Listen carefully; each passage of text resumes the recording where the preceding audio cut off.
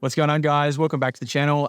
Today, I'm going to discuss my personal experience with not consuming alcohol for the last 375 days and the things that I've realized from it, and I guess the pros and cons of what I've found and my own experience. Now, I know that this is a sort of trending topic on YouTube at the moment. A lot of it, I think, stemmed from Andrew Huberman's podcast, which I consumed about a year ago, which probably impacted my view on alcohol and the whole reason why I started to sort of have a sober streak, so to speak, to see if I noticed a big impact to do with my sort of day-to-day and if I think it's worthwhile. So what I'll start off with is prefacing it with the lead up to actually drinking and why I think most people get into it and why I got into it as well. So in the later years of schooling is when I started to properly sort of go to parties and drink. And I think that's what most people do.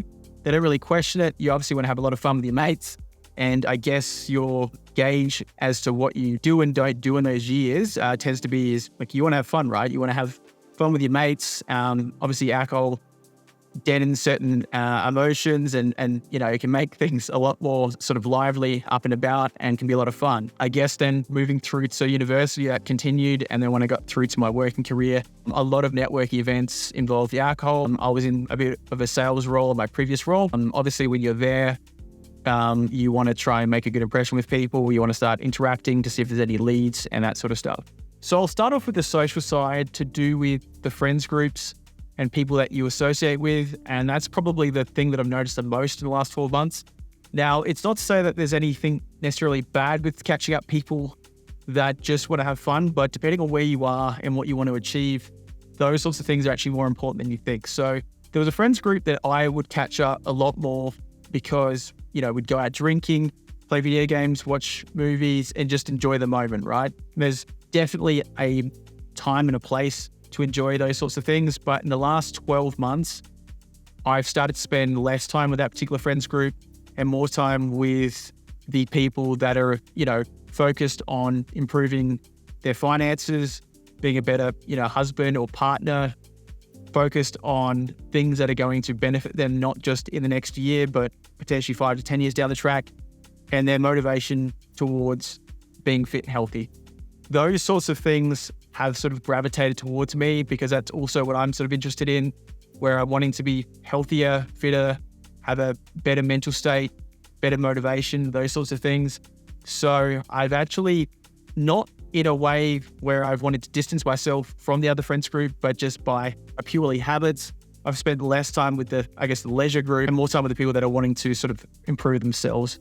On top of that, there were some people that I was spending time with where it was just to catch up for leisure and there was more of a convenience factor. Like when you go out drinking, there's certain people you will just go out with just for drinking, but you won't see them sober. I had a lot of those sort of friendships where they've started to sort of wane or die off a little bit. But there is still a time and a place to have fun, so I'm not going to completely eliminate it. It's just I spend less time with that group and more time with the ones that are sort of based on self-improvement and, you know, improving each day. So each part are beneficial, but depending on where you're at, as to which one sort of suits you. And on top of that social scenario, I've noticed that when I used to go to networking events for work, like most people, you would drink to cover up sort of social anxiety or just to bridge that gap where it's a little bit awkward at first. I've noticed that in those situations, it definitely was uncomfortable to begin with. But over time, social interactions have been much better. And it's not even just in a networking event. Going to the gym, restaurant, service station, day-to-day interactions have definitely improved, where my social skills are now much better than they were before.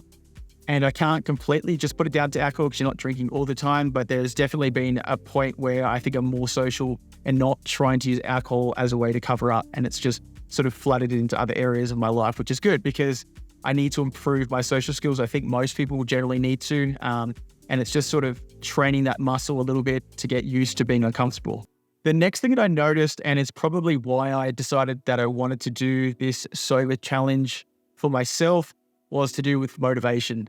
Now, motivation definitely comes and goes. It's not always going to be sustained, but I noticed there was definitely higher highs and lower lows when it came to drinking, even if it was infrequent, even if it was just fortnightly or monthly. There was definitely this sort of lull period, I guess you could call it, where I just didn't really feel that motivated or didn't have the energy or knew what I should be doing but wasn't doing it. And my energy was definitely taking a hit. And depending on where you are in life and what things that you want, I think this is pretty critical, and it definitely was for me, where I'm wanting to advance in my career, my current job. I'm wanting to advance in a side hustle doing this, and I definitely haven't been that consistent over the last 12 months, so I'll definitely have some criticism there for me.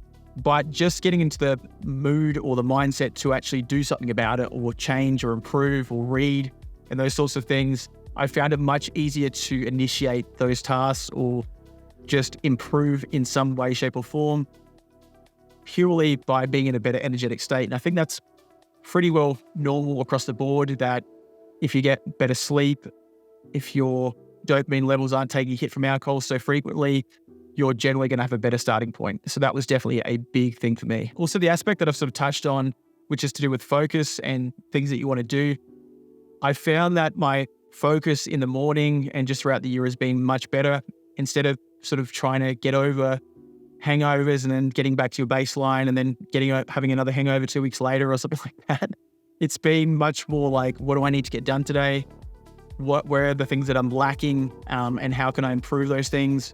What's something I want to work towards this year? What are the steps I need to take? So instead of sort of having that outlet of going to alcohol and just forgetting about all your problems and things that you need to solve, there was a component where I have to deal with these problems. I need to figure out how to solve these problems and make them not problems anymore and sort of rise above whatever that lower point was, and improve overall. The next part of it is the health side of drinking, which was most likely another big reason why I was starting to look at my drinking consumption and if it was really worth it. When I watched the Andrew Huberman podcast, he highlighted the negative effects of drinking to the brain. I believe he said anything more than 2 drinks per week was causing damage. It obviously impacts your sleep, and long-term, it contributes to certain diseases. So I think when people see the long-term, they're like, oh, having a few drinks now, throughout the year is not really going to impact it. It's like, well, these things compound. And I'm definitely not saying I won't drink again, but I'll definitely sparingly drink. And if it's for a celebration like a wedding or a buck show, maybe I'll drink on those occasions because they're less frequent, but I'll definitely be monitoring how often I drink to reduce the negative effects. Now, sleep was a huge thing for me because with sleep, it impacts motivation, it impacts how your body processes food, it impacts just how you feel the next day. So that is critical. So if my sleep's getting knocked, the rest of my day basically takes a hit from it as well. So sleep was something I started tracking probably about 4 years ago, and I used the Oura Ring to track it. So now if I eat too close to bed, if I get too much artificial light before bed, if I drink, all those things will affect the quality of my sleep, and meaning that my overall mood at the start of the day is not optimal. And following with those sorts of things, I've always struggled with lower body fat, and having alcohol out of the equation made me make better decisions when I was out. So when you're out drinking, generally you consume fast food, or the next day you want hangover food and make poorer decisions like that. So those have been sort of cleaned up, and overall I feel much better.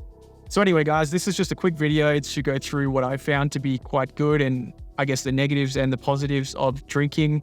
As I've said, I'll still probably drink in the future, but just be mindful, depending on what your goal is. Like for me, I'm wanting to improve this side hustle, and also improve at work and earn more money and those sorts of things. I'm 28, so still young, but still want to move along. And you've got to weigh up what's going to help you get close to that goal and what's going to slow you down. I saw something on Instagram the other day where it was talking about distractions that you have are just going to make it harder for you to advance in a particular goal that you have. Whatever the goal is, if there's a distraction in the way of that goal, it's going to, I guess, handicap the progress that you're going to get. So I'll wrap it up there, guys, but let me know down below if you're also sort of sober curious, or if you're currently 3 to 6 months into a sober run, or if you're trying to get into it. Let me know down below. Thanks, guys.